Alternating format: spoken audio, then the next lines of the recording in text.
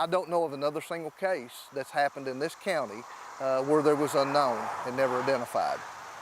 So it means a lot to us. Buried without a name. It was the fate of a young woman found dead on the side of a Kentucky road.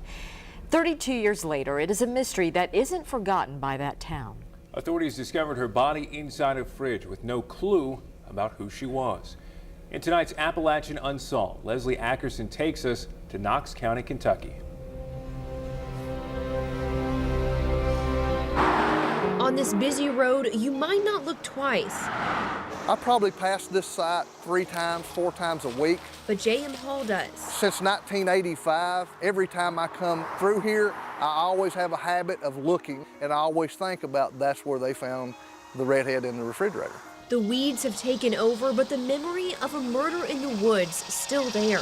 Right here, right past this log, is where the refrigerator sat. April 1st, 1985, 2 people found the body of a young woman inside a discarded fridge on Highway 25 East in Kentucky. A vivid crime scene for Hall, who was studying to be a coroner. I was young then. I was 21 years old. I hadn't been around any murder cases at that time. An autopsy showed the woman died from asphyxiation. The autopsy report showed that there wasn't any strangulation marks. She could have just been closed up in that refrigerator. A mysterious death and a mysterious victim. She was never identified. To this day, she's buried in an unknown grave here in Barberville. The Jane Doe carried a number of clues. She had 2 gold chains separate. One of them had a gold eagle pendant, and the other one was a gold heart. It was one trait, her red hair, that stuck out. At that time, there was known to have been several red-headed people that may have been missing or murdered along the I-75 corridor. That piqued a serial killer theory that was never proven.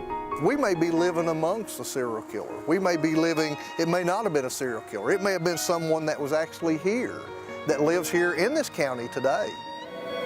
Judge Hall's office. It's a story the town of nearby Barberville knows well. It was just a fear. A lot of the husbands transported the wives to work until they could find out what was happening. And with the caution came compassion for the unknown woman.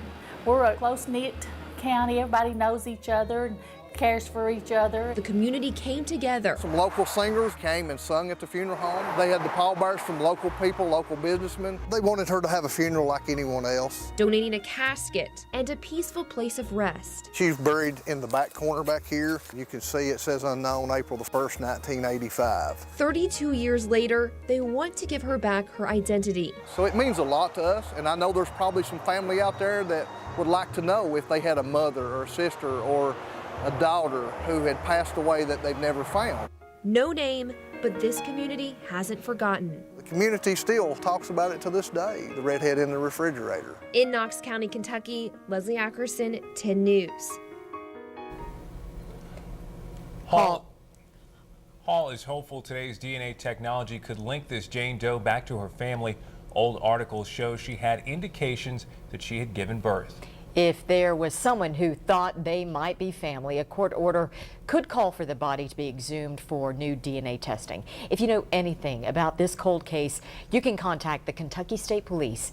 That's at 606-573-3131.